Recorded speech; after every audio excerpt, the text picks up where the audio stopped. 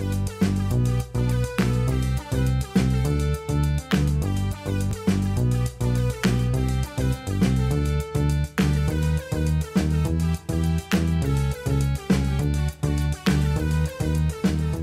adik-adik. Kita akan memulai ibadah kita. Mari semuanya adik-adik kita tangan, tutup mata, kita akan berdoa. Tuhan Yesus, terima kasih untuk hari ini. Kami akan ibadah, kiranya Tuhan Yesus yang memberkati ibadah kami. Haleluya, amin. Adik-adik, kita akan mengangkat pujian yang pertama, Happy Ya Ya Ya. Ikuti gerakannya ya.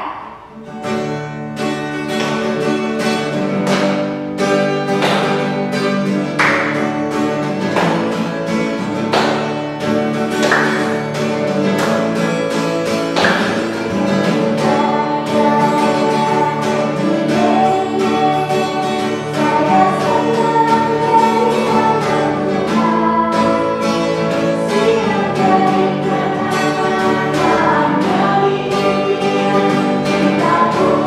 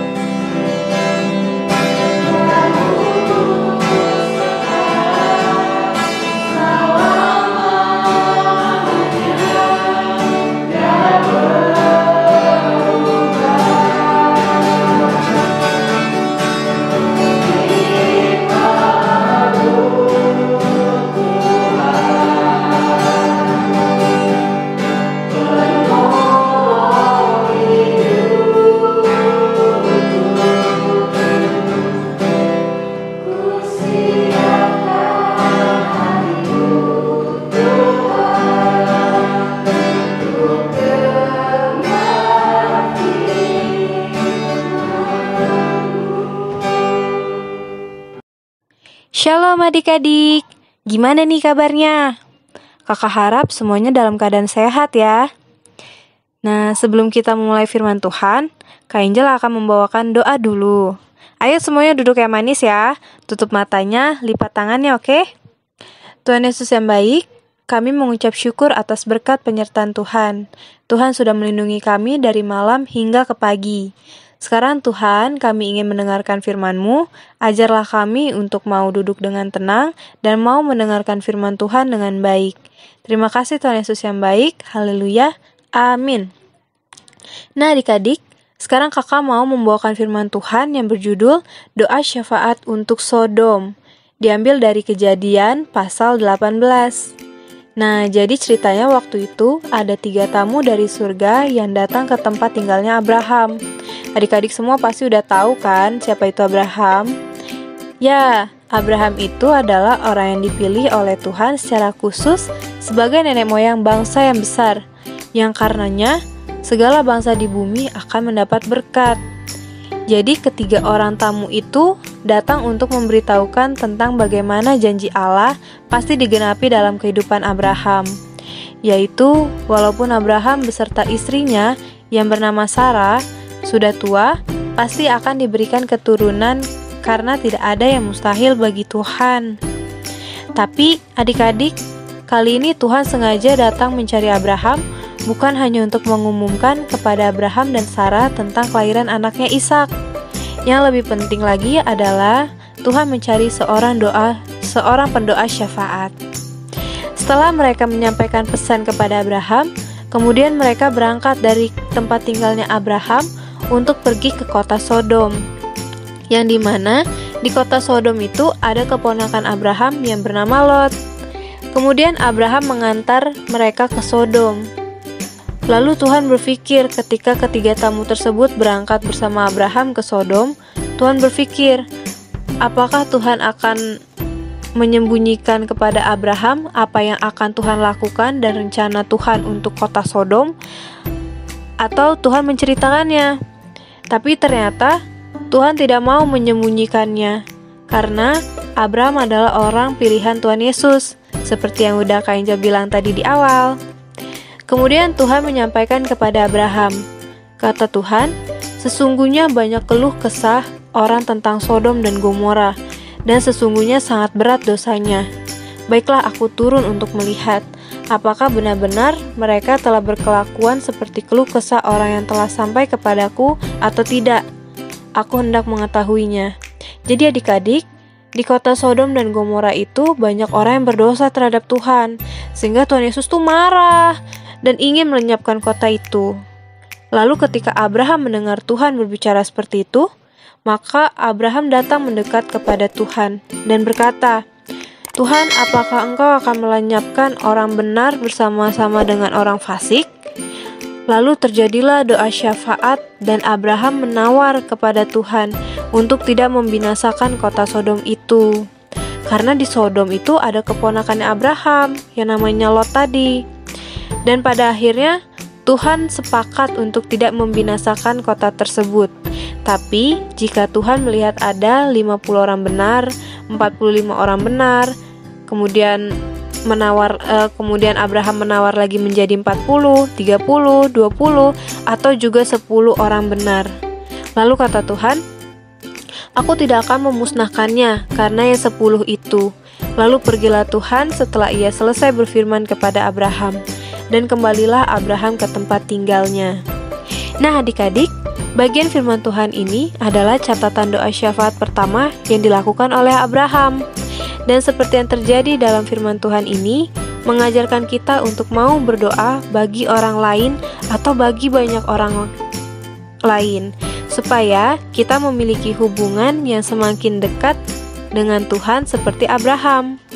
Dalam doa syafaat, kita akan melihat keadaan dan apa saja yang dialami oleh begitu banyak saudara kita yang lebih buruk dari kita, sehingga kita tidak hanya melihat permasalahan kita sendiri. Karena itu, kita akan makin bersyukur dan bersuka cita. Nah adik-adik, di akhir sekolah minggu ini, kakak mau minta adik-adik semua untuk ambil waktu untuk berdoa syafaat bagi bangsa Indonesia, supaya obat atau vaksin virus corona segera ditemukan ya adik-adik. Berdoa juga untuk gereja Anglikan dan semua keluarga kita, supaya senantiasa dalam perlindungan Tuhan. Kemudian, nanti doanya ditulis dan digambar ya adik-adik.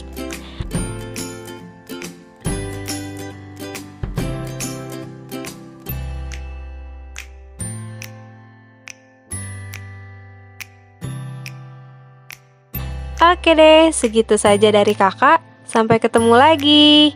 Tuhan Yesus memberkati. Bye-bye.